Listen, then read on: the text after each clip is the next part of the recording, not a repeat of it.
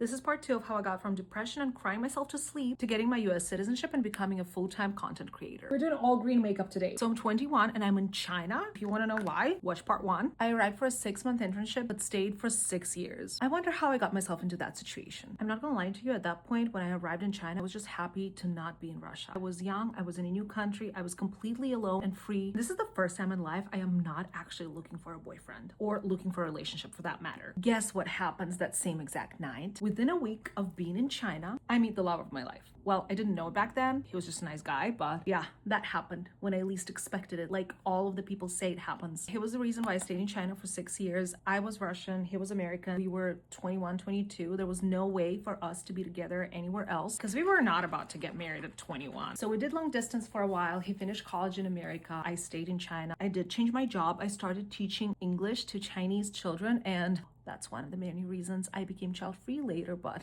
this is not what the story is about. They were lovely. It's just that kids in general are not for me. So me and this guy finally moved to a different city together. We move in together. We live in Shenzhen at this point and I love my life. We travel to Hong Kong every weekend. The weather is beautiful. Nature is beautiful. Chinese food is insanely amazing. But it's time for us to move on. We realize that we're meant for each other, obviously, and we're so happy together. So he proposes and we were beyond excited to move to America together. Whoa, that shade.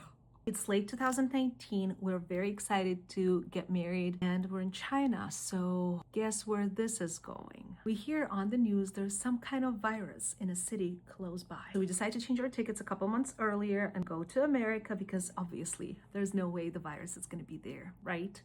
Right? I'm arriving in the US in March 2020 on my 90-day fiancé visa. I step out of the airport, I take my mask off. Obviously, I will never ever have to wear it again. All of my family and friends are excited to arrive to our wedding, come visit us. I cannot wait. I have my dress with me in a suitcase. You can pretty much guess where this is going. What color should we do for part 3? Pink or blue? This will be the final part.